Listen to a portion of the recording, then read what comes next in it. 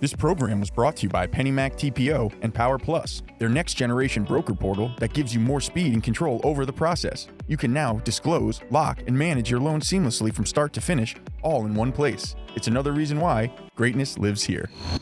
Welcome to The Interest. I'm Katie Jensen.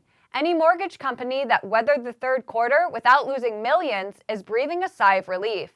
But the year isn't over yet, and in order to get there, many companies like PennyMac had to slim down their operations and keep their fingers crossed. But more on that later. First up, there's a sense of dread in the air, and it's not just because Halloween is next Monday. The Fed meets next week to continue to rein in inflation.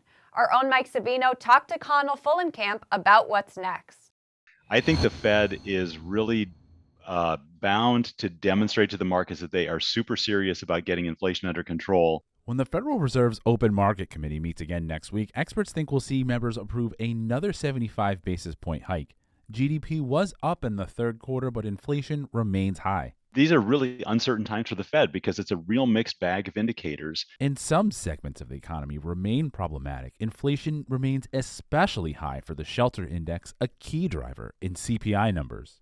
But when it looks at the numbers, especially those recent numbers, where the core inflation is the real story there, that stayed really high. So what does this mean for mortgage rates? Barrows has updated its mortgage rates forecast. The model assumes Fed rate hikes are part of the recent surge that we've seen with mortgage rates. And what we're seeing is those peaking at just in the low 7.25, roughly in that range. Some economists say inflation can be a hard thing to predict.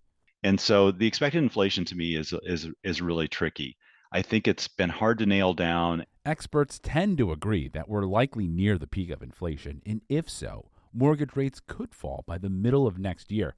Some think we could see rates for the 30-year fixed fall back into the fives, but not everyone agrees. Although we see them coming down just a touch, maybe into the mid to high sixes, we don't see them falling dramatically throughout the next year. So if rates and prices are going to stick at these levels, what do we do to get borrowers to close loans? For some, it's finding the loans that help them get by until their financial situation improves.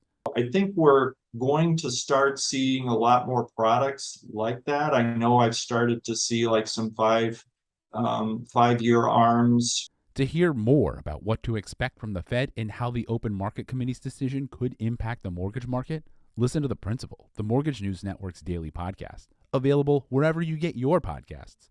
For the Mortgage News Network, I'm Mike Savino. Thanks, Mike. Next up, PennyMac is the latest to take a hit because of mortgage origination volume.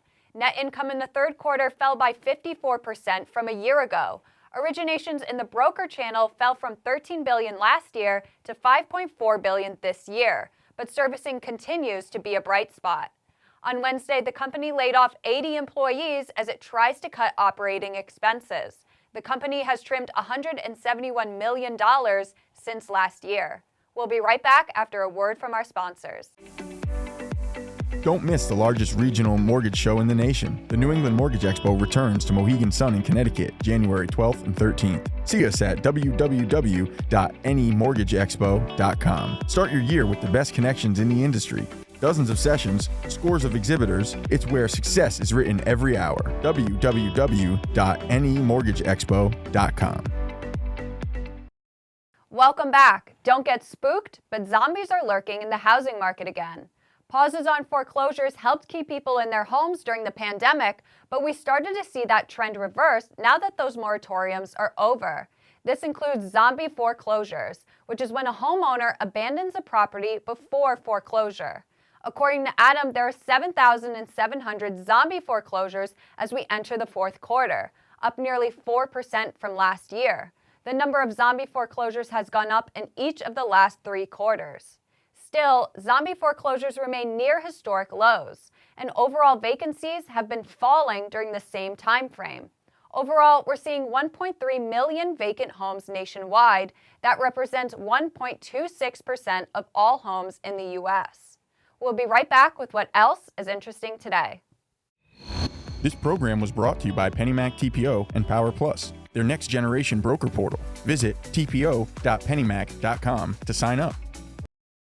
Welcome back. Here's what else is interesting today. Some home shoppers are willing to move across the country to find the best values. So where might those be?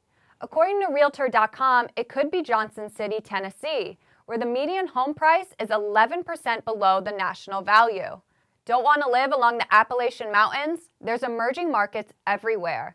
The rest of Realtor.com's top 5 include Visalia, California, Elkhart and Fort Wayne, Indiana, and Northport, Florida. For more on these and all of today's top stories, go to MortgageNewsNetwork.com.